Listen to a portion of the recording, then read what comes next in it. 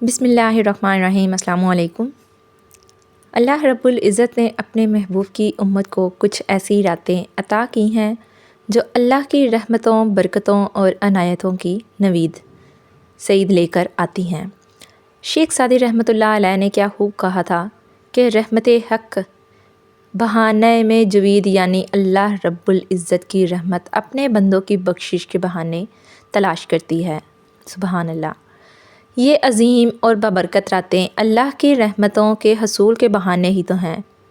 ان بابرکت راتوں میں ایک رات شب برات ہے۔ شب برات کا مطلب ہے نجات اور چھٹکارے کی رات، چونکہ اس رات میں اللہ کی رحمت سے لاتعداد انسان دوزخ سے نجات اور چھٹکارا حاصل کرتے ہیں۔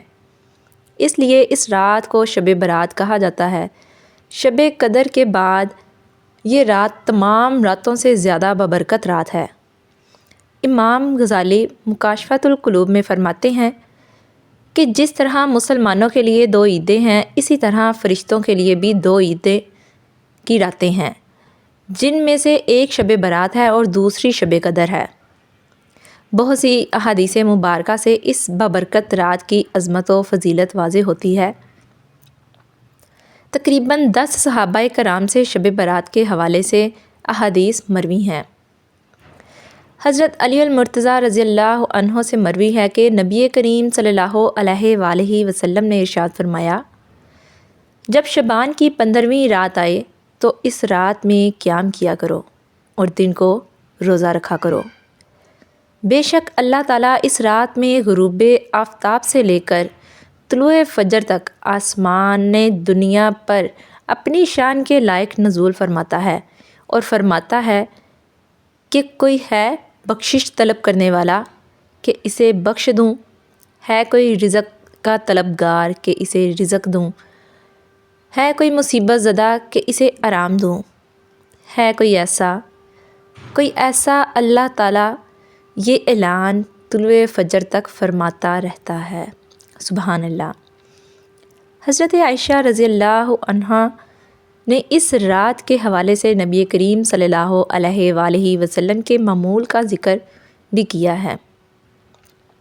آپ رضی اللہ عنہا کہتی ہیں، میں نے ایک رات نبی کریم صلی اللہ علیہ وآلہ وسلم کو نہ پایا تو میں آپ صلی اللہ علیہ وآلہ وسلم کی تلاش میں باہر نکلی تو دیکھا کہ آپ صلی اللہ علیہ وآلہ وسلم بقیع قبرستان میں ہیں۔ آپ صلی اللہ علیہ وآلہ وسلم نے فرمایا کہ کیا تم ڈر گئی تھی کہ اللہ تعالیٰ اور اس کا رسول صلی اللہ علیہ وآلہ وسلم تم پر ظلم فرمائیں گے؟ میں نے عرض کیا، یا رسول اللہ صلی اللہ علیہ وآلہ وسلم، میرا گمان تھا کہ آپ صلی اللہ علیہ وآلہ وسلم اپنی کسی زوجہ کے ہاں گئے ہوں گے۔ پھر آپ صلی اللہ علیہ وآلہ وسلم نے فرمایا کہ بے شک اللہ تعالیٰ شعبان کی 15ویں رات کو آسمان دنیا پر اپنی شان کے لائق نزول فرماتا ہے اور قبیلہ بنی کلب کی بکریوں کے بالوں سے زیادہ تعداد میں لوگوں کی مغفرت فرماتا ہے۔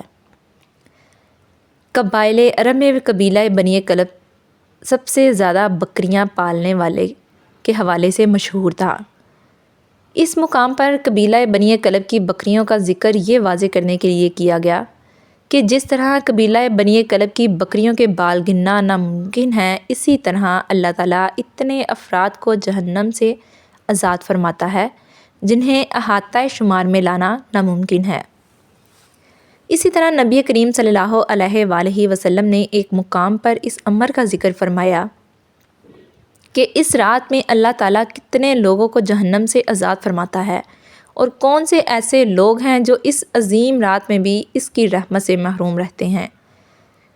حضرت عائشہ رضی اللہ عنہا نے فرمایا کہ نبی کریم صلی اللہ علیہ وآلہ وسلم فرماتے ہیں، میرے پاس جبرائیل علیہ السلام آئے اور کہا کہ شعبان کی 15ویں رات کو اللہ تعالیٰ اتنے لوگوں کو جہنم سے آزاد فرما دیتا ہے جتنے قبیلہ بنی کلب کی بکریوں کے بال ہیں، مگر مشرک، دشمنی رکھنے والے، قطع تعلقی کرنے والے، کپڑا بطور تکبر لٹکانے والے، والدین کے نافرمان اور عادی شراب کی طرف نظر رحمت نہیں فرماتا۔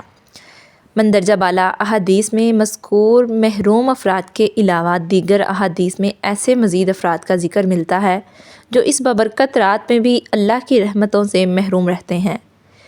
مختلف احادیث سے پتہ چلتا ہے کہ تقریباً 10 قسم کے افراد ہیں جن کی اس بابرکت رات میں بھی بخشش و مغفرت نہیں ہوتی۔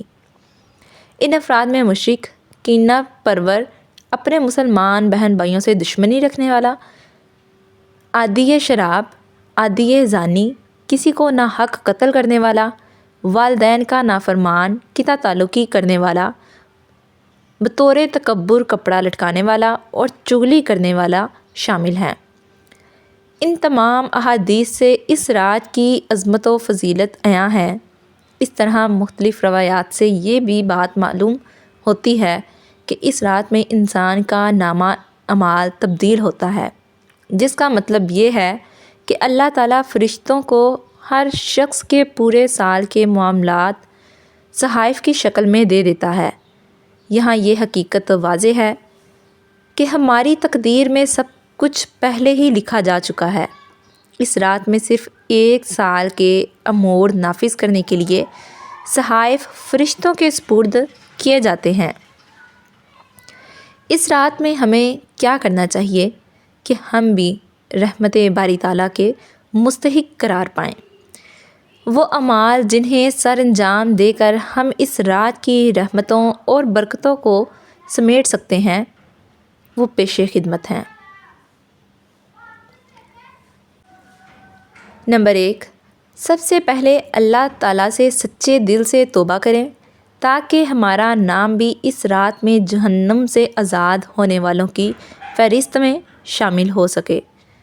نمبر 2، باہمی رنجشوں کو ختم کر کے ایک دوسرے سے معافی مانگیں، لیکن یہ بات یاد رہے کہ یہ معافی رسمی نہ ہو کہ ایک میسیج ٹائپ کر کے تمام دوستوں اور رشتہ داروں کو سینڈ کر دیں اور اس خوش فہمی میں مبتلا رہیں کہ ہم نے تو اپنی ذمہ داری پوری کر دی ہے، بلکہ کوشش کریں کہ ختم المکان احساس ندامت کے ساتھ سب سے انفرادی طور پر مناسب طریقے سے معافی مانگیں۔ نمبر 3، اپنے والدین سے معافی مانگیں اور ان کی خدمت کا پختہ عہد کریں۔ جن کے والدین اس جہان فانی سے رخصت ہو چکے ہیں وہ ان کے لیے دعائے مغفرت کریں۔